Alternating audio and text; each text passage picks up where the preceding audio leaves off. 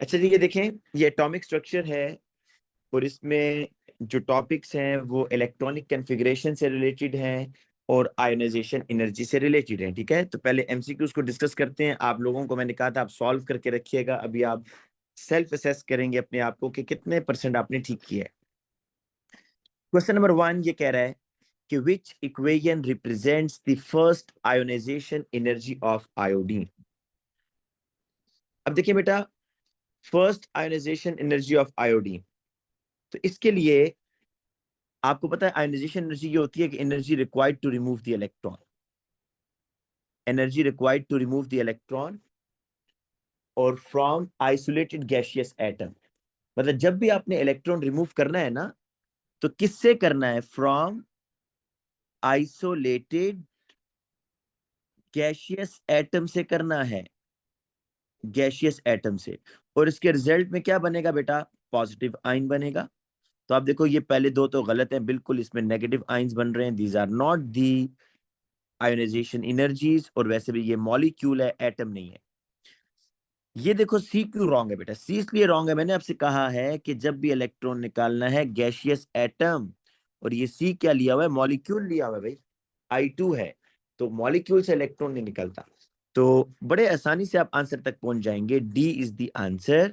क्योंकि देखो यहां पर 1 मोल गैसियस एटम, उससे आप 1 मोल इलेक्ट्रॉन लूज कर रहे हैं और 1 मोल आपके पास गैसियस पॉजिटिव आयन बन रहा है। तो ये आपकी आयोनाइजेशन एनर्जी की एग्जांपल है। तो देखो आयोनाइजेशन एनर्जी में कभी भी नेगेटिव आयन नहीं बनता, इलेक्ट्रॉन लूज हो रहा है। और दूसरी चीज, आपने जब भी इलेक्ट्रॉन निकालना है गैसियस एटम से निकालना है, मॉलिक्यूल से नहीं निकालना है, इसलिए सी भी रॉन्ग है। अच्छा, नेक्स्ट क्वेश्चन पर आ जाए। नेक्स्ट जो क्वेश्चन है, कह रहा है कि in the periodic table where in the periodic table is the element that has outer electron shell arrangement of 4s2 and 4b3। देखो बेटा, आपको ये कहा था कि जब भी आप इलेक्ट्रॉनिक कॉन्फ़िगरेशन करते हो ना, सपोज आपके पास, मैं भी इस एग्जांपल को नहीं, कोई और एग्जांपल आपको पहले देता हूँ। सोडियम है 1s2 2s2 2p6 3s1, तो ये आउटर इलेक्ट्रॉन ये आ रहा है ना, तो ये जो बेटा 3 इसमें आ रहा है ना, 3, ये 3 है इसमें शेल, ये बता रहा है कि ये थर्ड शेल है। सोडियम के पास जो आखिरी इलेक्ट्रॉन है थर्ड शेल में है, और आखिरी शेल में कितने इलेक्ट्रॉन आ रहे हैं? एक वैलेंस इलेक्ट्रॉन है, 1 वैलेंस इलेक्ट्रॉन। तो इससे ये समझ आ रही है कि ये फर्स्ट ग्रुप में है, फर्स्ट ग्रुप में है। अब देखो, उसने आपको जिस एलिमेंट की इलेक्ट्रॉनिक कॉन्फ़िगरेशन दी है, उसके आखिर में आ रहा है 4s2 एंड 4p3। शुरू में इस तरह होगा 1s2 2s2 2p6 3s2 3p6 4s2 4p3, outer ये आ रहे हैं बेटा, आउटर। तो आप ये देखो ना, इसमें ये जो कॉफिशिएंट होता है ना 4, ये आपको शेल नंबर बता रहा होता है। ये क्या बता रहा होता है? Shell number. ठीक है ना? तो इसके ये पता चला कि जो भी एलिमेंट है ना, इसके पास 4 शेल है। इसके पास कितने शेल हैं? 4 शेल हैं। तो 4 शेल का मतलब है कि ये फोर्थ पीरियड में है। ये कौन से पीरियड में होगा? फोर्थ पीरियड में, क्योंकि ये जो 4 है ये आपको शेल नंबर बता रहा है। एक एक बच्चे का मेरा मैसेज देखिए, उनको आईडी या पासवर्ड मसला है।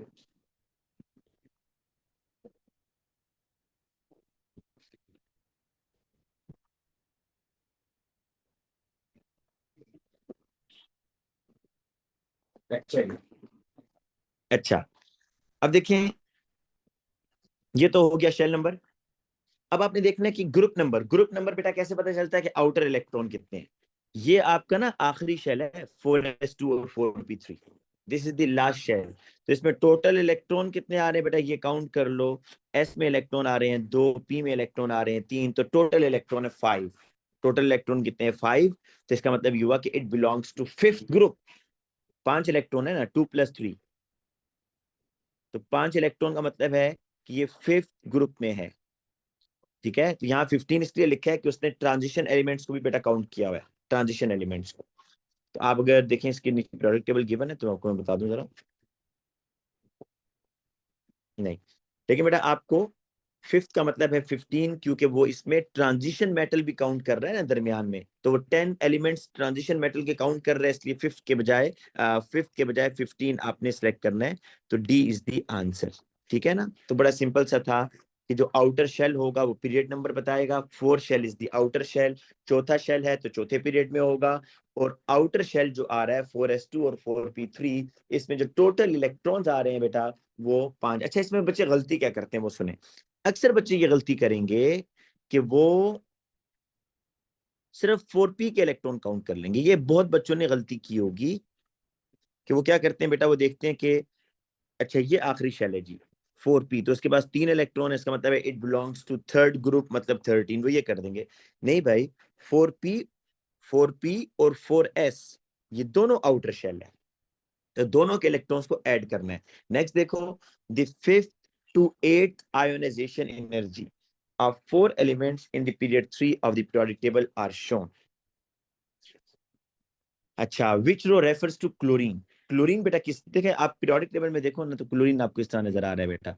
7th ग्रुप में होता है फ्लोरीन, क्लोरीन, ब्रोमीन, आयोडीन। ठीक है, तो क्लोरीन के वैलेंस शेल में ना बेटा 7 इलेक्ट्रॉन होते हैं। तो आप ये देखोगे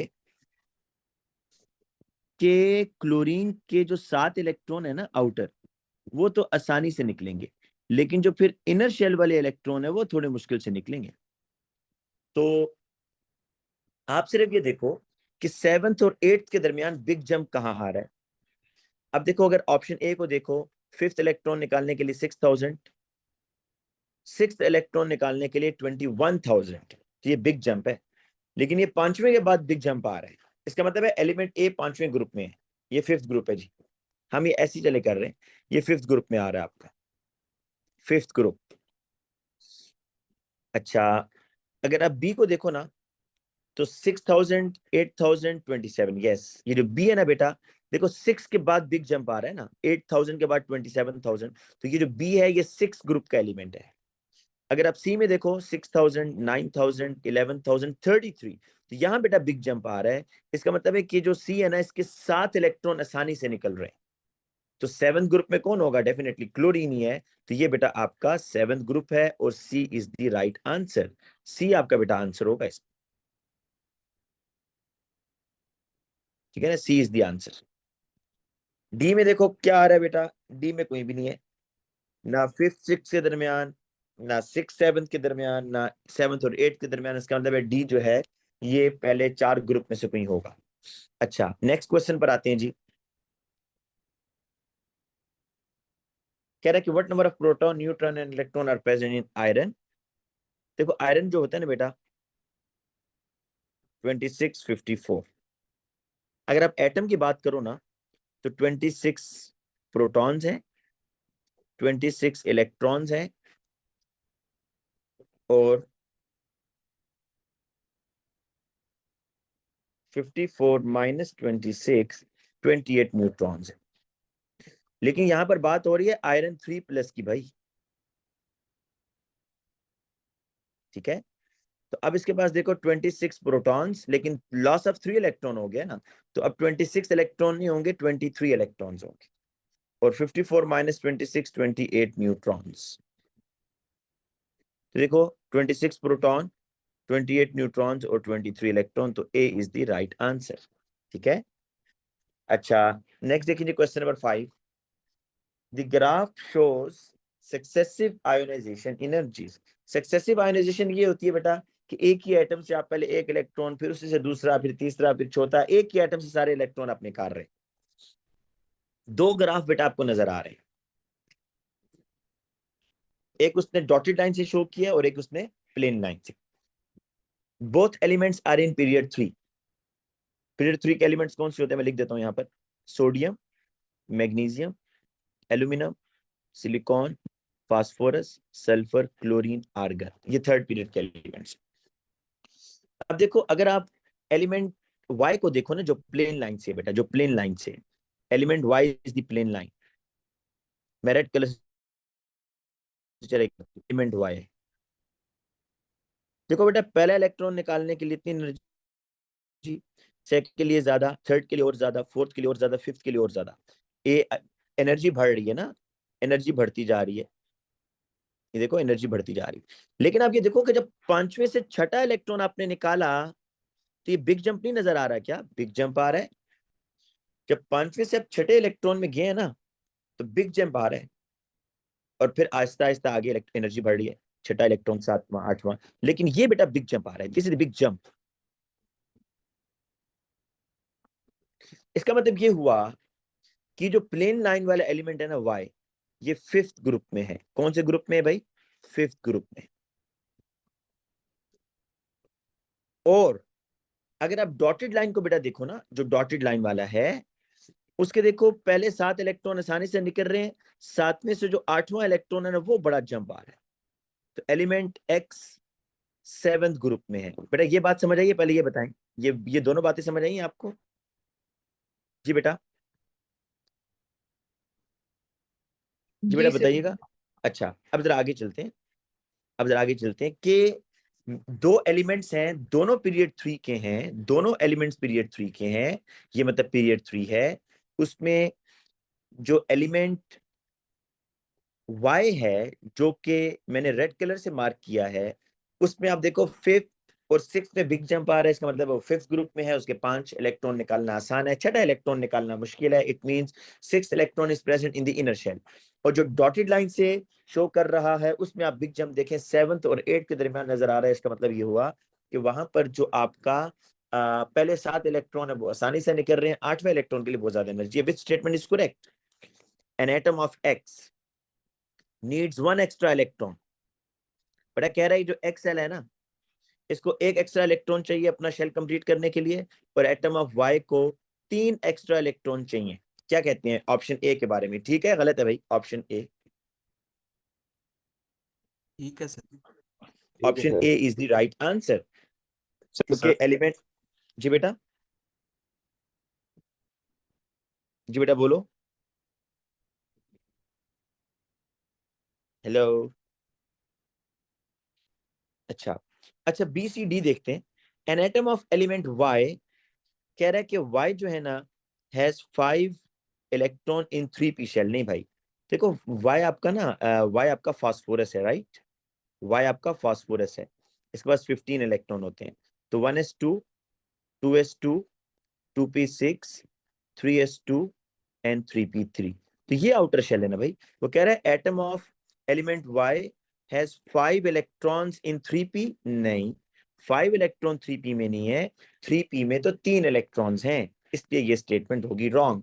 element x has an oxidation number of +7 in most of the compound, बिल्कुल भी नहीं।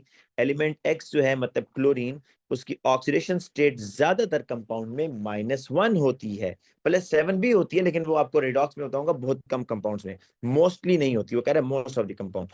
When element X combines with element Y, bonding is ionic. क्या कहते हैं भाई इस डी के बारे में? नहीं, बिल्कुल भी नहीं। Reason is both are non metals.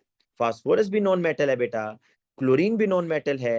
और आपको पता है नॉन मेटल जो बॉन्ड होता है वो कोवेलेंट होता है। ये तो हमने डॉट एंड क्रॉस भी बनाए हैं, PCl3, PCl5, है ना? तो ये सब आपके कोवेलेंट बॉन्डिंग है, इसमें आयोनिक बॉन्डिंग बेटा नहीं है। These are the covalent bonds. अच्छा बेटा आगे चलते हैं जी अब। Which statement, which statement about the electrons in carbon atom is correct? अच्छा जी, कह रहा है electrons are present in 4 different energy levels, shells या प्रिंसिपल क्वांटम नंबर। कार्बन के इलेक्ट्रॉनिक कॉन्फ़िगरेशन करो ना, 1s2, 2s2, 2p2। but electrons are present in 2 different shells। Electrons जो है, मैं सॉरी जरा सही कर दूं, इलेक्ट्रॉन बेटा देखो, इलेक्ट्रॉन 2 डिफरेंट शेल में, एक इलेक्ट्रॉन जो है 2 इलेक्ट्रॉन पहले शेल में है, और जो रिमेनिंग इलेक्ट्रॉन्स हैं वो दूसरे शेल में है। तो ये कह रहा है कि कार्बन में electrons are present in 4 different shells. No, in carbon electrons are present in 2 different shells. दूसरी बात, कह रहा है there are more electron in p orbital than in s orbital. नहीं, ये भी नहीं बेटा। p ऑर्बिटल में कितने इलेक्ट्रॉन आ रहे हैं? 2। और s ऑर्बिटल में कितने आ रहे हैं? 4। तो वो कह रहा है कि there are more electron in p orbital. Than there are in s orbitals, तो ये बात भी गलत है कि आप देख सकते हैं पी में इलेक्ट्रॉन कम आ रहे हैं, एस में इलेक्ट्रॉन ज्यादा आ रहे हैं। सी कह रहा है the occupied orbital of highest energy level, highest energy spherical. बेटा जैसे जैसे आप न्यूक्लियस से दूर जाते हैं ना, एनर्जी बढ़ती है। तो कार्बन के केस में जो सबसे आउटर शेल है दैट इज 2p, 2p की एनर्जी ज्यादा है ना, ये हाइयर एनर्जी पर है। तो इसकी शेप स्फेरिकल नहीं होती, डम्बेल होती है। पी तो डम्बेल शेप होती है, नॉट स्फेरिकल। तो ये भी बेटा गलत है। अच्छा, द ऑक्यूपाइड ऑर्बिटल और लोवेस्ट एनर्जी इज स्फेरिकल, बिल्कुल ठीक है। कह रहा है ऑक्यूपाइड ऑर्बिटल हो मतलब उस ऐसा ऑर्बिटल जिसमें इलेक्ट्रॉन फील्ड हो, और जो लोवेस्ट एनर्जी वाला है वो स्फेरिकल है, बिल्कुल ठीक है। 1s2 is the lowest energy orbital जिसकी शेप क्या है, स्फेरिकल है। तो D is the right answer. अच्छा, the eight elements sodium to argon are in the same period of the periodic table. The equation corresponding to the first ionization energy is shown. For which of these eight elements is the electron in this equation removed from a filled orbital? देखो वो कह रहा है कि कहां से electron fill orbital से remove होगा। फॉर एग्जांपल मैं आपको मिसाल के तौर पर जल्दी से बेटा इनकी अगर इलेक्ट्रॉनिक कन्फिग्रेशन कर दूं, इतना टाइम नहीं लगेगा। देखें 1s2, 2s2, 2p6, 3s2। Aluminium करो ना 13, 1s2, 2s2, 2p6, 3s2, 3p1। अगर आप सिलिकॉन करो बेटा 14 electron, 1s2, 2s2, 2p6, 3s2। इसको मैं ऐसे कर देता हूं ताकि आपको अंडरस्टैंडिंग हो जाए, 3px1, 3py1, ठीक है ना।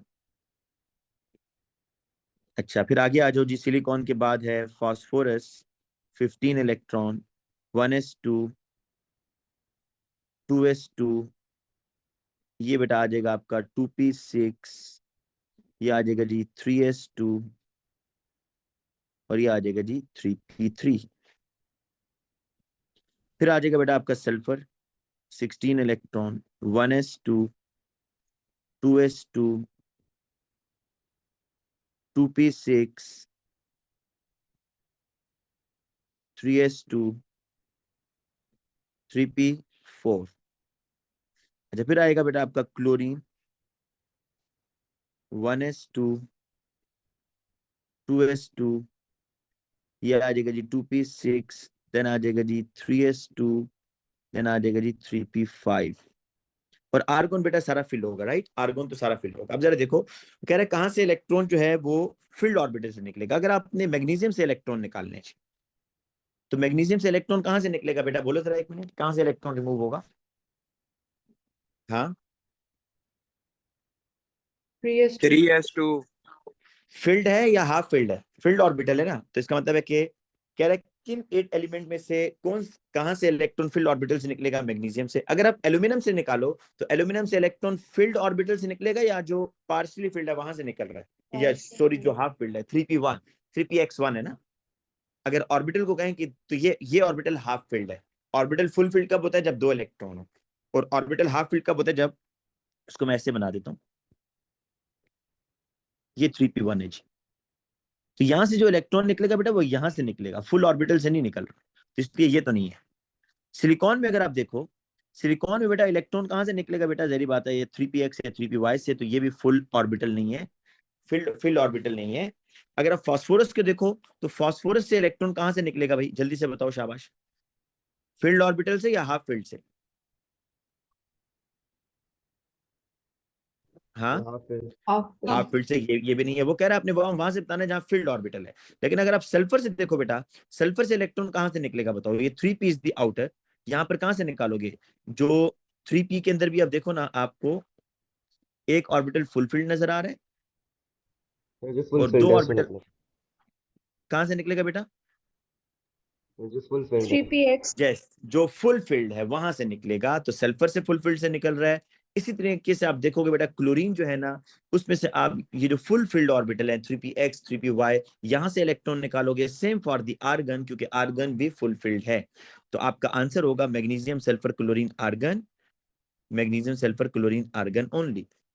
तो सिर्फ यहां से इलेक्ट्रॉन जो है वो फुल फील्ड ऑर्बिटल से रिमूव हो रहा है। अच्छा, नेक्स्ट क्वेश्चन पर आओ। the first 8 successive ionization energy for 2 elements of period 3 of the periodic table are shown in the graph. Third period की है बेटा, ठीक है। तो कह रहा है what is the formula of the ionic compound form from these elements. देखो थर्ड पीरियड में एक मैग्नीशियम आता है, एक सोडियम आता है, कैल्शियम भी नहीं आता थर्ड पीरियड में, पोटाशियम भी नहीं आता। ये तो निकल गया ना भाई, ये थर्ड पीरियड में है ही नहीं। कैल्शियम और पोटाशियम फोर्थ पीरियड के एलिमेंट्स हैं, ठीक है ना। तो अब जरा आगे चलते हैं जी। अब देखो आपने देखना है कि जम किधर आ रहा है। अगर आप इस ए वाली डायग्राम को देखो, ए को पहले से दूसरा इलेक्ट्रॉन आसानी से निकला, दूसरे से तीसरा भी आसानी से निकल रहा है, तीसरे से चौथा भी आसानी से, पांचवा इलेक्ट्रॉन भी आसानी से, सिक्स भी आसानी से, सेवंथ भी।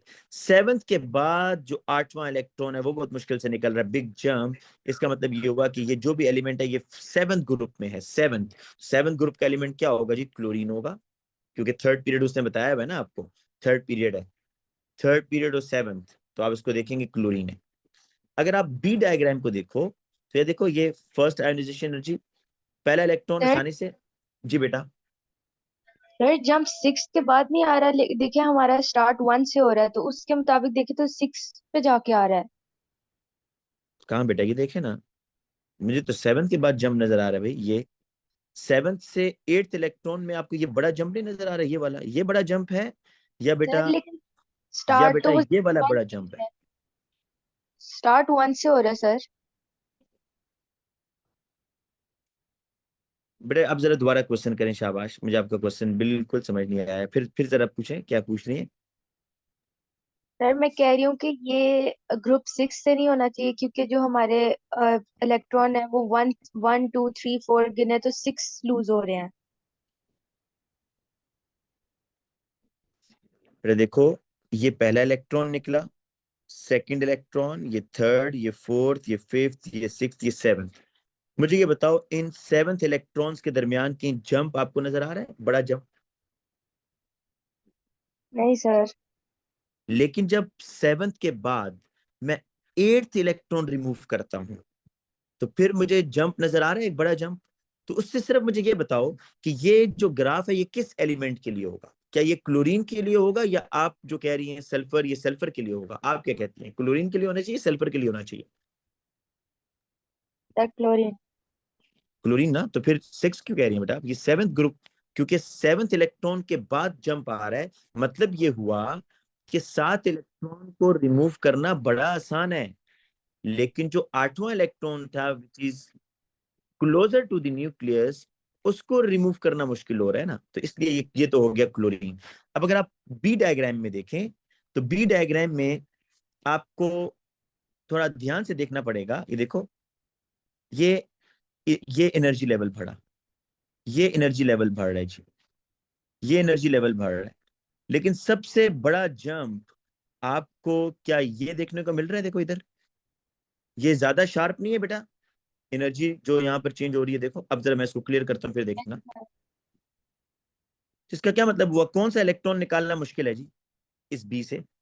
सेकेंड और सेकंड सेकेंड नहीं, थर्ड। Third third third. बेटा, देखो पहला इलेक्ट्रॉन ये निकल गया, दूसरा इलेक्ट्रॉन ये निकल गया, दो इलेक्ट्रॉन तो आसानी से निकल रहे हैं, तीसरे इलेक्ट्रॉन के लिए जंप आ रहा है। ये है जी बिग जंप। इधर अगर आप देखो, ये बिग जंप आ रहा है। तो मतलब ये हुआ कि थर्ड इलेक्ट्रॉन, पहले दो बेटा आसानी से निकल रहे हैं, बात ध्यान में रखें, पहले दो इलेक्ट्रॉन आसानी से निकल रहे हैं। तो इसका मतलब हुआ ये जो भी एटम है ना, इसके आउटर शेल में दो इलेक्ट्रॉन है, वो आसानी से निकल गए। और जो तीसरा इलेक्ट्रॉन था, देखो उसके लिए आपको कितनी ज्यादा एनर्जी देनी पड़ी है। देखो यहाँ पे, ये देखो ना बेटा, इस तरह आप देखो कि ये जंप आ रहा है इधर। तो ये कौन सा होगा फिर? सही बात है, थर्ड पीरियड और सेकंड ग्रुप मैग्नीशियम होगा। तो MgCl2 is the answer, MgCl2 is the answer. अगर ये सोडियम होता ना बेटा, सोडियम, सोडियम होता तो फर्स्ट इलेक्ट्रॉन के बाद ही जंप आ जाता। अगर ये सोडियम होता तो इस तरह होना था, देखो, फिर इस तरह होना था, सोडियम होता तो। अच्छा अब आ जाए next. Which statement about a 3p orbital is correct? देखो एक बात ध्यान में रखो, p होता है सबशेल, p है सबशेल, इसके पास आते हैं टोटल 6 इलेक्ट्रॉन्स, और p के अंदर फिर 3 ऑर्बिटल्स हैं, px p y p z. अब जरा मुझे ये बताओ, वो सब शेल की बात कर रहा है या ऑर्बिटल की बात कर रहा है, ये जरा बताओ। ऑर्बिटल। ऑर्बिटल की बात हो रही है। Each p x is the orbital, p y is the orbital, p z is the orbital. कह रहे which statement about a 3p orbital is correct. क्या एक ऑर्बिटल में 6 इलेक्ट्रॉन आते हैं? मुझे ऐसे लगता है कि मैक्सिमम बच्चों ने ये टिक किया होगा। क्या कहते हैं जी, आप लोगों ने क्या टिक किया था? रेडी। ये ए नहीं होगा भाई, ए इसलिए नहीं होगा क्योंकि वो एक ऑर्बिटल की बात कर रहा है, तो ये तो हो गया रॉन्ग। अच्छा, it has higher energy of orbital with principal quantum number 3। नहीं बेटा, जो तीसरा शेल होता है ना, उसमें 3 ऑर्बिटल होते हैं, 3s 3p 3d। तो हाईएस्ट एनर्जी 3d की हो रही होती है, ठीक है। अगर आपको ये नहीं समझ आ रही तो आप इस तरह देखो, ये जो डायग्राम बनाई थी, 1s 2s 2p 3s 3p 3d 4s 4p 4d 4s। देखो इलेक्ट्रॉन पहले 1s में आ रहा है, देन 2s में, देन 2p में, देन 3s में, then 3p, then 4s, then 3d। आप इनका सीक्वेंस देख लो, 3s में पहले आ रहा है, देन 3p में आ रहा है, देन 3d में आ रहा है, ठीक है ना। तो कह रहा है कि 3p की एनर्जी ज्यादा है, गलत, 3p की एनर्जी ज्यादा नहीं है, ठीक है। अच्छा, फिर कह रहा है कि it has higher energy level than a 3s but has same shape. ये गलत है, शेप तो सेम नहीं होती ना पी की, पी डम्बेल होता है। It is occupied by one electron in an isolated phosphorus atom। ये देखो, phosphorus has 15 electron, 1s2 2s2 2p6 3s2 3px 3py 3pz। ये देखो, ये जो आप फास्फोरस की जब इलेक्ट्रॉनिक कन्फिग्रेशन करोगे तो आपको पता चलेगा कि फास्फोरस का जो हर ऑर्बिटल है ना पी, उसमें एक इलेक्ट्रॉन आ रहा है। तो वो ये कह रहा है कि विच statement about the 3p orbital is correct. It is occupied by one electron in an isolated phosphorus atom. कि जो फास्फोरस का एक सेपरेट एटम है, उसके अगर आप इलेक्ट्रॉनिक कन्फिग्रेशन करो तो हर 3p के अंदर एक इलेक्ट्रॉन आ रहा है। तो D is the right answer. Sir B और अच्छा, सी फिर से समझा दो। अच्छा, बी में, ये सी में तो बेटा सिंपल है। वो कह रहा है कि जो 3p है और जो 3s है, क्या उसकी सेम शेप होगी? नहीं नहीं सेम। तो ये तो गलत हो गया ना सी, या नहीं? जी जी गलत। अच्छा, फिर ये कह रहा है बी में कि 3p has highest energy of orbital with principal quantum number 3। Principal quantum number कहते हैं शेल को।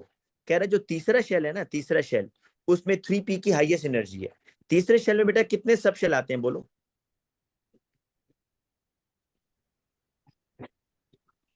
3 3। कौन कौन से नाम लो? 3s 3s 3p 3d। 3p तो उसमें 3d। हाईएस्ट एनर्जी को किसकी होती है, 3s की, 3p की या 3d की? ये नहीं समझ आ रही तो इस डायग्राम को देखो। 3s सबसे की। पहले इलेक्ट्रॉन, हाँ देखो, सबसे पहले इलेक्ट्रॉन 1s में, देन 2s में, देन 2p, देन 3s। तो सबसे कम एनर्जी 3s की है, ठीक है। देन सर 3s के बाद फिर इलेक्ट्रॉन एंटर होगा 3p में, फिर सेकंड नंबर पर 3p की एनर्जी है, सबसे आखिर में एंटर होगा 3d में। तो 3d हैज हाईएस्ट एनर्जी भाई, 3d की एनर्जी सबसे ज्यादा है, और ठीक सर है। सर एक चीज। पी पी सबशेल में 6 इलेक्ट्रॉन्स नहीं होते जो ए लिखा है। बेटा आपको मैंने ये कहा कि आप इस क्वेश्चन में देखें, देखें, ये मैंने शुरू में लिख दिया था, पी सब शेल है 6 इलेक्ट्रॉन। वो ऑर्बिटल की बात कर रहा है, एक ऑर्बिटल में कितने आते हैं, वो 3p ऑर्बिटल कह रहा है, सब शेल कह रहा है। हाँ ऑर्बिटल के। तो सब शेल में तो 6 इलेक्ट्रॉन आते हैं, लेकिन पी सब शेल के 3 ऑर्बिटल हैं, pz py px।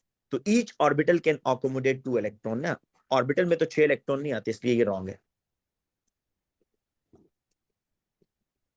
अच्छा बेटा, अब जो लास्ट क्वेश्चन है उसको भी यहीं से सॉल्व कर लेते हैं, मैंने इलेक्ट्रॉनिक कन्फिग्रेशन की हुई है। कह रहा है जी के which atomic orbital are occupied in an atoms of phosphorus. देखो बेटा, फास्फोरस की ये इलेक्ट्रॉनिक कन्फिग्रेशन है ऊपर, क्या इसमें 1p होता है भाई? 1p तो नहीं होता ना, ए रॉन्ग हो गया। बी ऑप्शन क्यों रॉन्ग है? 2d लिखा हुआ है गलत। क्या सेकंड शेल में डी डी सब शेल होता है बेटा? सेकंड में दो होते हैं ना, सेकंड में। फर्स्ट शेल में देखो, फर्स्ट शेल में सिर्फ एक सब शेल होता है 1s, सेकंड शेल में दो होते हैं 2s और 2p, तो उसने सेकंड शेल में 2d भी लिखा हुआ है, गलत है। अच्छा देखो, अब डी में देखो कि आपको ऑक्यूपाइड ऑर्बिटल बताने हैं। Which atomic orbitals are occupied in an atom of phosphorus?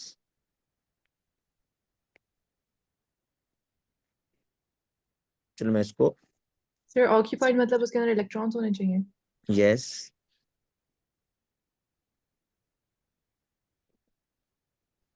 तो इसका आंसर सी होगा।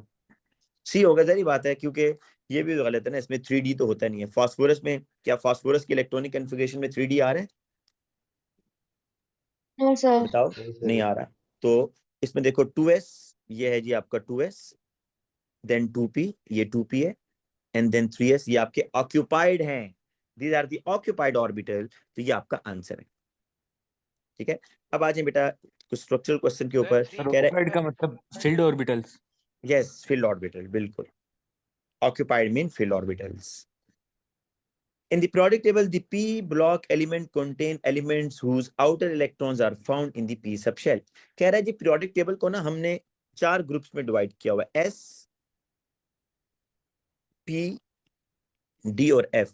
f तो चले वो आपसे बात नहीं करेगा कभी भी, ये नीचे वाले दो रोज होती हैं जिनको आप लेंथेनाइड और एक्टिनाइड्स, जो बिल्कुल periodic टेबल के नीचे आपके दो रोज नजर आ रही हैं।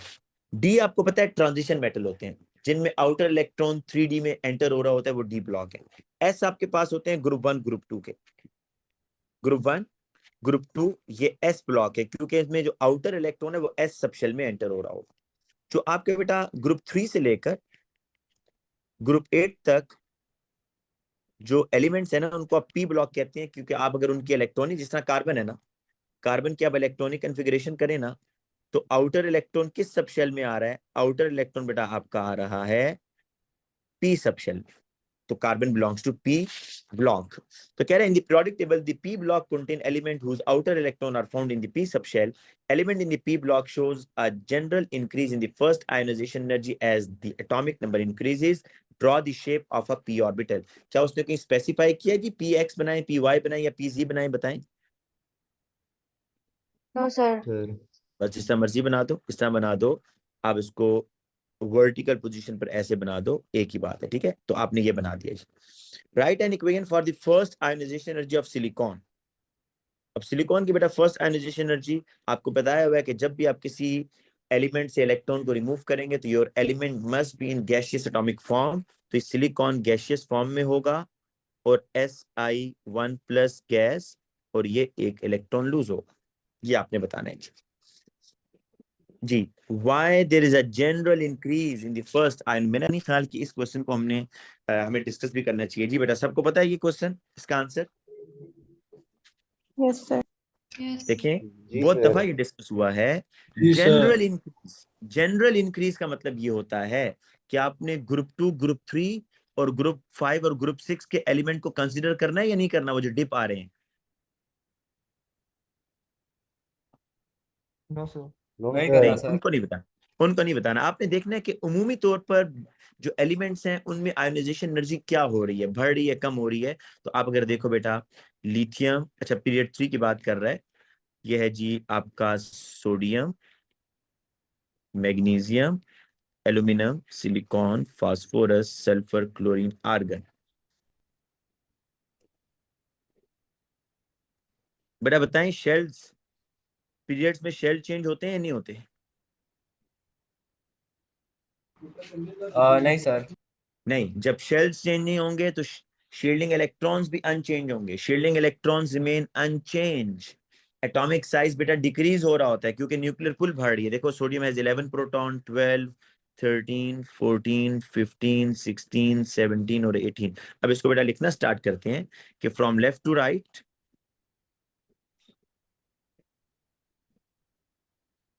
Shielding electrons are unchange.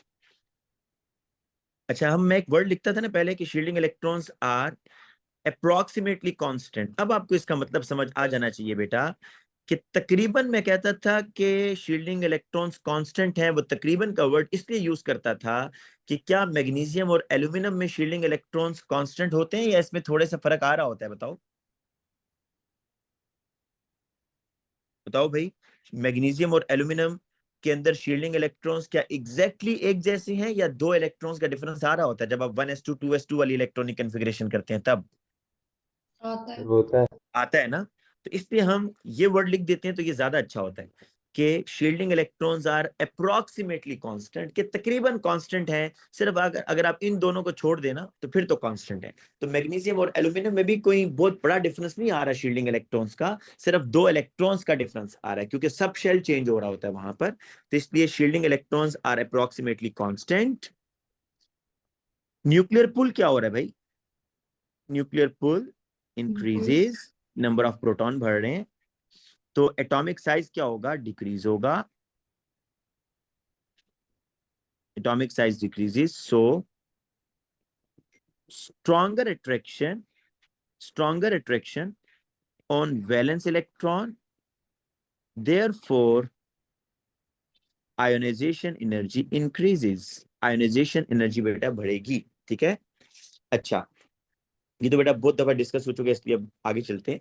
The graph shows the successive ionization energy for the removal of the first 10 electrons of A. Element A is the p block element. इसने बता दिया कि पी ब्लॉक है। पी ब्लॉक का मतलब है group 3 से लेकर ग्रुप 8 के दरमियान है।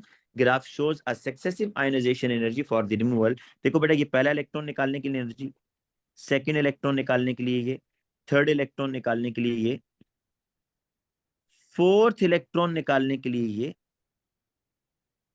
Fifth, six, seventh, eight, nine. आप देखो यहां पर ना, आप देखा करो कि स्टीपनेस कितनी है। जिसमें स्टीपनेस आ रही होगी ना वो वहां बिग जंप होगा। तो बताओ सबसे ज्यादा स्टीपर कौन सा है भाई?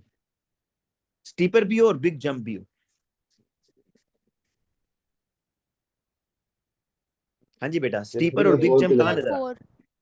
अच्छा, 1 और 2 में कि कोई बच्चा ये समझ रहा है कि 1 और 2 भी हो सकता है? जी नहीं। अब अगर 1 और 2 में देखो ना बेटा, तो 1 और 2 के अंदर ये गैप कम है। देखो ये 3 और 4 में जो गैप आ रहा है ये एक बॉक्स से भी ज्यादा है, बॉक्स से भी ज्यादा का गैप है, ठीक है ना? तो इसलिए आप लोगों ने ठीक प्रिडिक्ट किया है, 3 और 4 जो है ये आपका बिग जंप होगा। 3 एंड 4 ये बेटा बिग जंप है, दिस वन, ठीक है? अब इसका मतलब ये हुआ कि बेटा ये जो पहले 3 इलेक्ट्रॉन है ना, ये वाले, ये आसानी से निकल रहे हैं भाई। First 3 electrons are easier to remove, इसका मतलब है ये सेम शेल में है। लेकिन जो फोर्थ इलेक्ट्रॉन है वो इनर शेल में होगा। तो इस तरह है जी ये, कि पहले 3 इलेक्ट्रॉन आसानी से निकले, लेकिन जो हाँ, टोटल इलेक्ट्रॉन्स 10 है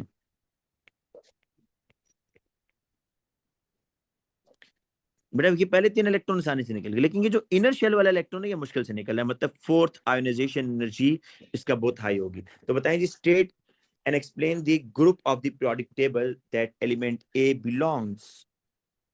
कौन सा होगा जी ये ग्रुप? बताएं, शाबाश। ग्रुप 3। 3। ग्रुप 3 वैसे कहते हैं, लेकिन आप लोगों के पीरियोडिक टेबल में ए लेवल्स के अंदर बेटा, अब आपको मैं बार बार ये बात बता रहा हूँ कि वो ट्रांजिशन मेटल्स को दरमियान में काउंट करता है। मतलब ये है कि आप अगर देखो, मैं अगर फोर्थ पीरियड बनाऊं ना, potassium, calcium, scandium, titanium, vanadium, chromium, manganese, iron, cobalt, nickel, copper, zinc, boron, aluminium, gallium. पर ये देखो, इसको ग्रुप 1 कह रहा है, इसको ग्रुप 2 कह रहा है, इसको ग्रुप 3 कह रहा है, इसको ग्रुप 4 कह रहा है, इसको ग्रुप 5 कह रहा है, ग्रुप 6 कह रहा है, ग्रुप 7 कह रहा है, ग्रुप 8 कह रहा है, ग्रुप 9 कह रहा है, ग्रुप 10 कह रहा है। आगे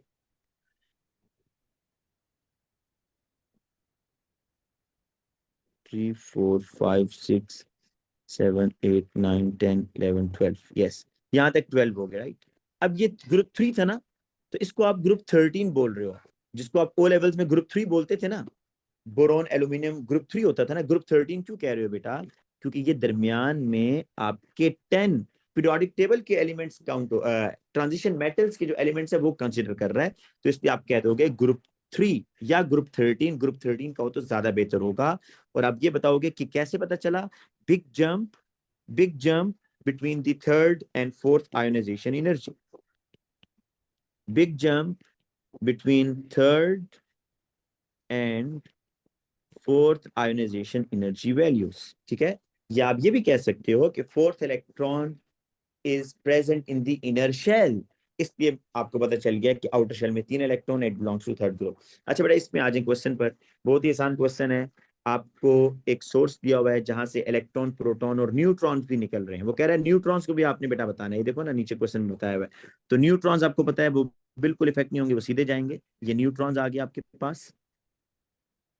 जो प्रोटॉन्स है बेटा, वो नेगेटिव प्लेट की तरफ अट्रैक्ट होंगे, इलेक्ट्रॉन्स पॉजिटिव प्लेट की तरफ अट्रैक्ट होंगे। तो ये इसमें मुफ्त के मार्क्स थे जो आपको मिलेंगे।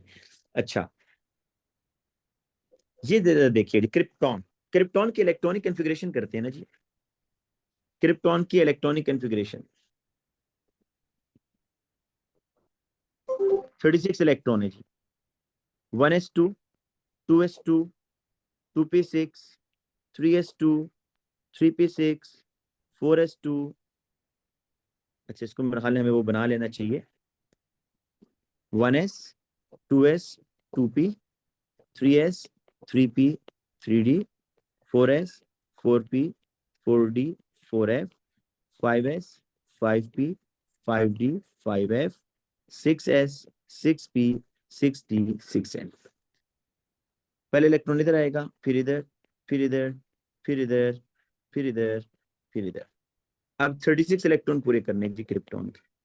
1s2, 2s2, 2p6, 3s2, 3p6, 4s2, 3d10, 4p6, 5s2। कितने हो गए जब काउंट करेंगे? हो गए आपके 10। ये हो गए जी आपके 20, जैसे 30। बस यहाँ तक काफी है। 4p6, 1s2, 2s2, 2p6, ये 10 इलेक्ट्रॉन। देन 3s2, 3p6 और 4s2, ये कितने हो गए जी? 20। 20 के बाद जी 3d10,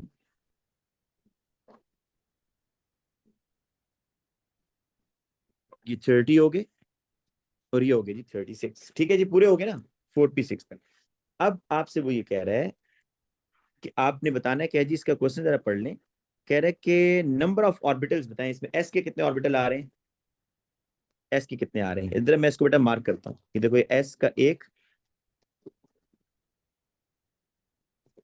दूसरा ऑर्बिटल है इसका, ये तीसरा ऑर्बिटल। एस के कितने ऑर्बिटल आ रहे हैं भाई, बोलो। हाँ जी 3। भाई, 4। आ रहे हैं भाई। 4 नहीं आ रहे हैं एस के ऑर्बिटल? मैंने तो मार्क भी किए हैं। जल्दी बोले भाई, 3 आ रहे हैं, 4 आ रहे हैं? चल 4 आ। 4 ऑर्बिटल। तो एस के 4 ऑर्बिट। वो कह रहा है ये बताओ, state the number of occupied orbital in the atom of krypton. Number of orbitals S के कितने ऑर्बिटल यूज हो रहे हैं, ये बताना है आपने। एस के कितने ऑर्बिटल यूज हो रहे हैं इस इलेक्ट्रॉनिक कन्फिग्रेशन में? पी के कितने यूज हो रहे हैं भी देखते हैं जी। देखो, ये हो पी गए के पी 9। के, पी के 3 ये हो गए। ठीक है, ये मैं एरोस लगा रहा हूँ। फिर 3 ऑर्बिटल यहाँ यूज हो रहे हैं, फिर 3 ऑर्बिटल इधर यूज हो रहे हैं। पी के कितने ऑर्बिटल यूज हो रहे हैं भाई? 9। 2px, 2py, 2pz, फिर 3px, 3py, 3pz, then 4px, 4py and 4pz। तो 9 ऑर्बिटल यूज हो रहे हैं इसके, पी के। डी के देखते हैं जी, डी के कितने यूज हो रहे हैं। डी के कितने यूज हो रहे हैं बेटा? डी का एक ही है और इसके 5 बनते हैं। डी एक्स डी वाई, के 5 होंगे। Yes, d y z, d x z, x square, y square. D z square नाम याद करना लाजमी नहीं है आप लोगों के लिए, लेकिन 1 2 3 4 5 डी के 5 ऑर्बिटल यूज हो रहे हैं, और ये काफी बच्चों ने गलत क्वेश्चन किया है। अब वो कह रहा है ये बताएं जी, explain the trend of first ionization energy down the group. बड़ा ही सिंपल है बेटा। डाउन द ग्रुप क्या होता है? आपको पता है ना, किसी भी ग्रुप में देख लें, एटॉमिक साइज क्या हो रहा था भाई? एटॉमिक साइज बढ़ता है।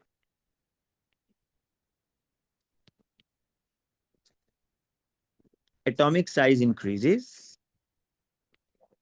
शील्डिंग इलेक्ट्रॉन्स भी बढ़ रहे हैं भाई, क्योंकि देखो नंबर ऑफ जब शेल बढ़ते हैं ना, नंबर ऑफ शेल बढ़ते हैं तो शील्डिंग इलेक्ट्रॉन्स बढ़ते हैं। आप ये देख लो, जैसे ये लिथियम है अगर, तो लिथियम के पास 2 शील्डिंग इलेक्ट्रॉन्स है।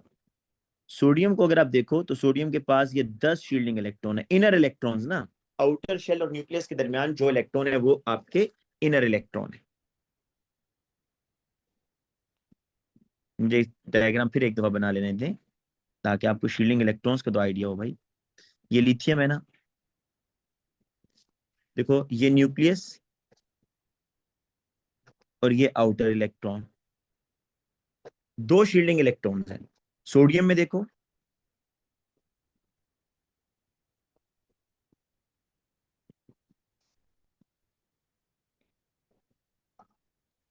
इसमें देखो ये न्यूक्लियस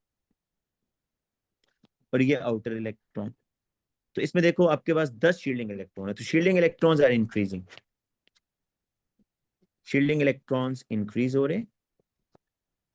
अच्छा देखो, जब एटॉमिक रेडियस भी बढ़ रहा है, शील्डिंग इलेक्ट्रॉन्स भी बढ़ रहे हैं, तो ये दोनों फैक्टर्स मिल क्या करेंगे? Reduces the nuclear attraction, reduces the nuclear attraction on valence electron, therefore ionization energy decreases।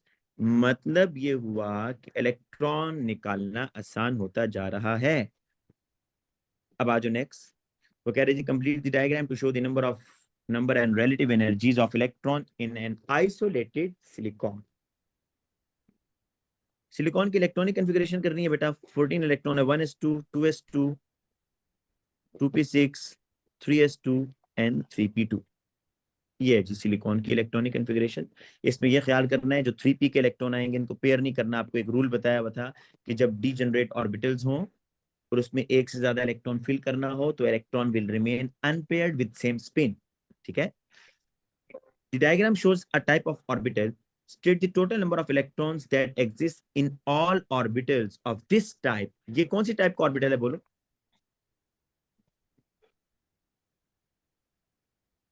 बड़े कौन सी टाइप का ऑर्बिटल है? P type. तो अब कह रहा है फ्लोरीन की इलेक्ट्रॉनिक कॉन्फ़िगरेशन करो और बताओ इस तरह के ऑर्बिटल में टोटल इलेक्ट्रॉन कितने आएंगे। तो 1s2, यस 2s2,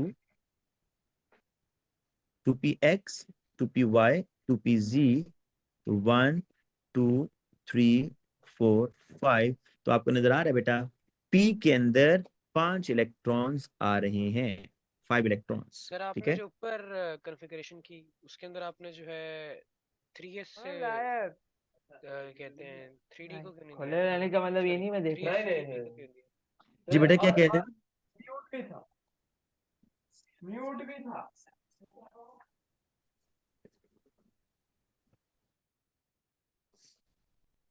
मैं अच्छा कह रहा बेटा था अब, कि जी एक मिनट जी वो दिखाएं कॉन्फ़िगरेशन, एक मिनट वो कॉन्फ़िगरेशन। हाँ मैं कह रहा था कि 3s से 3p में क्यों नहीं गया? क्यों क्यों जाएगा भाई? सर वो क्योंकि हाफ फिल्ड हो जाएगा उस तरह। बेटा आपको मेरा ख्याल है ये बात भी काफी दफा मैंने लिखवाई भी होगी, अगर आप चेक करना नोट्स में, कि मैंने ये कहा था कि ये जो जंपिंग वाला कॉन्सेप्ट है ये सिर्फ किस में होता है? 4s और 3d में।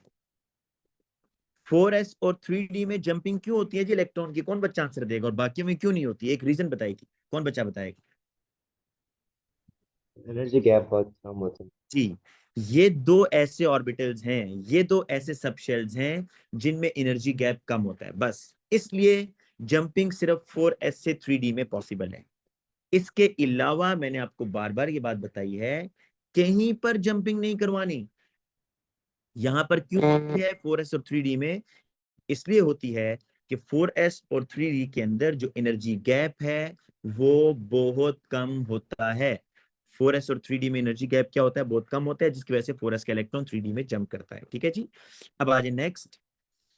ये क्वेश्चन बेटा क्लास में डिस्कस हुआ हुआ है कि आपने डी ब्लॉक एलिमेंट्स के अंदर The first ionization energy of element in the first row of d blocks from scandium to copper are very similar for all these elements. It is 4s electron that is, देखिए उसने खुद भी बता दिया, वैसे आपको भी पता होना चाहिए था कि 4s electrons are lost first.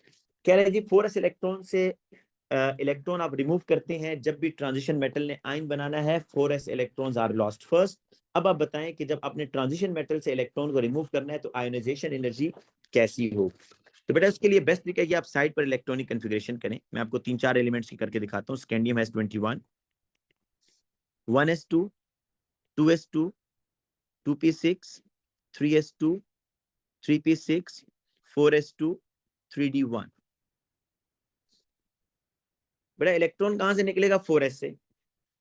तो आप इस तरह करें, देखें इलेक्ट्रॉन की फिलिंग 3d में हो रही है. मैं चले एक और करता हूं. पहले titanium 22 electron, 1s2, 2s2, 2p6, 3s2, 3p6, 4s2, 3d2. Electron किस में फिल हो रहा है भाई? ये बताओ, इलेक्ट्रॉन फिल किस में हो रहा है? किस सबशेल में आ रहा है इलेक्ट्रॉन? डी में आ रहा है या नहीं आ रहा? इसीलिए तो इसको कहते हैं डी ब्लॉक एलिमेंट, क्योंकि इलेक्ट्रॉन डी सबशेल में आ रहा है. वेनेडियम देखो 23, 1s2, 2s2, 2p6, 3s2, 3p6, 4s2, 3d3. Electron D में एंटर हो रहा है. लेकिन हम क्या करते हैं बेटा, आसानी के लिए और जो थर्ड सब शेल है ना, इसको इकट्ठा कर लेते हैं. 3s2, 3p, 3d को अंदर कर लेते हैं, 4s2 को बाहर कर लेते हैं, क्योंकि इलेक्ट्रॉन 4s से निकलने उसने आपको बताया हुआ है. 3d1, 4s2 उसने आपको बताया हुआ है, इलेक्ट्रॉन 4s से निकलेंगे. It means 4s is the outer shell. देखो यहां पर भी 3s2, 3p है ना, और 3d है, तो भाई 3d को अंदर कर लेते हैं, 4s2 को बाहर, क्योंकि इलेक्ट्रॉन 4s से निकलने उसने आपको बताया हुआ है. तो ये आ जाएगा यहाँ पर 3d2, 4s2. इसी तरीके से बेटा यहाँ देखो 3s2, 3p6, 3d3 इधर है, इलेक्ट्रॉन 4s से निकलने हैं, तो 4s को बाहर कर दो, 3d को अंदर लिख दो, 3d3. इसमें परेशान होने की बात नहीं है, इलेक्ट्रॉन अगर एंटर होगा तो वो 3d में ही एंटर होगा भाई, क्योंकि 3d अभी खाली है. अब आप तरह ये देखो कि इन सब केसेस में पहली बात ये देखो कि न्यूक्लियर पुल के साथ क्या हो रहा है भाई. न्यूक्लियर पुल बढ़ रहा है या नहीं बढ़ रहा? फ्रॉम स्कैंडियम टू वेनेडियम बिल्कुल बढ़ रहा है. Nuclear pull increases, nuclear pull increases. लेकिन आप एक और बात भी नोट करो कि भाई ये जो शील्डिंग इलेक्ट्रॉन्स हैं, शील्डिंग इलेक्ट्रॉन्स वो इलेक्ट्रॉन्स होते हैं जो आउटर शेल और न्यूक्लियस के दरमियान होते हैं. आउटर शेल और न्यूक्लियस के दरमियान वो शील्डिंग इलेक्ट्रॉन्स. तो अगर आप स्कैंडियम में देखो तो शील्डिंग इलेक्ट्रॉन्स कितने हैं, काउंट कर लो.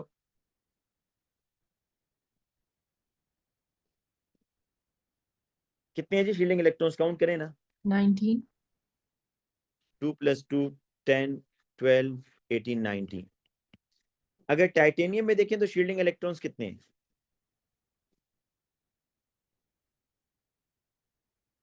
20. वेनेडियम में और ज्यादा हो रहे हैं. तो भाई न्यूक्लियर पुल बढ़ रहा है, लेकिन साथ में शील्डिंग इलेक्ट्रॉन्स भी बढ़ रहे हैं. और आपको ये बात बार बार बताई गई है कि भाई न्यूक्लियर पुल के इफेक्ट को कट डाउन कौन कर सकता है? Shielding electrons.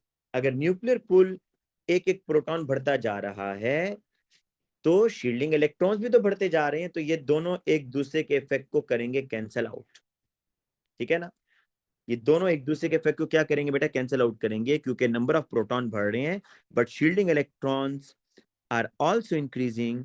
तो जो न्यूक्लियर पुल होगा ना on valence electron is constant. So nuclear pull on valence electron is constant. इसलिए ionization energy will remain unchange. therefore ionization energy will remain unchanged from left to right. Ionization energy बेटा change नहीं होगी. तो ये है इसका answer. ये मैंने क्लास में भी बेटा डिस्कस किया हुआ है. ठीक है, अब लास्ट पर आ जाएं. वो कह रहा है कि hydrogen is the general term used to represent the ion H11 plus, ये उसका आइसोटोप है H12 प्लस, तीसरा आइसोटोप है H13 प्लस। आइसोटोप्स हैं ये। अगर आप बेटा इनके इलेक्ट्रॉन प्रोटॉन न्यूट्रॉन देखें ना, तो इनके पास एक प्रोटॉन एक प्रोटॉन एक प्रोटॉन, ये नंबर ऑफ प्रोटॉन बता रहे हैं ना।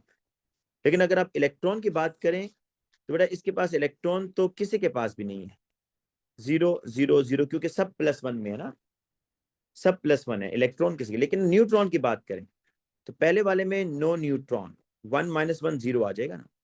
दूसरे वाले में देखें 2 - 1 एक न्यूट्रॉन आ रहा है। तीसरे वाले में 3 - 1 2 न्यूट्रॉन आ रहे हैं। तो वो कह रहा है state in terms of sub atomic particle in the nucleus what is the same about each of these ion. Same क्या है, number of protons are same, number of protons are same. Different क्या है बेटा, आप कहेंगे number of neutrons इसमें different हैं। ठीक है बेटा, तो आज के लिए इतना काफी है। इंशाल्लाह बाकी हम अब नेक्स्ट क्लास में ना बेटा, मैंने आपको केमिकल बॉन्डिंग के एमसीक्यूज करवाने हैं लाजमी। ठीक है, केमिकल बॉन्डिंग इसकी मेरा ख्याल है काफी हमने प्रैक्टिस कर ली है। पिछले 3 वीक से हम आयोनाइजेशन एनर्जी, इलेक्ट्रॉनिक कन्फिग्रेशन कर रहे हैं। तो नेक्स्ट वीक से इंशाल्लाह केमिकल बॉन्डिंग। ठीक है जी, आज के लिए इतना तो काफी टेस्ट है। कब होगा?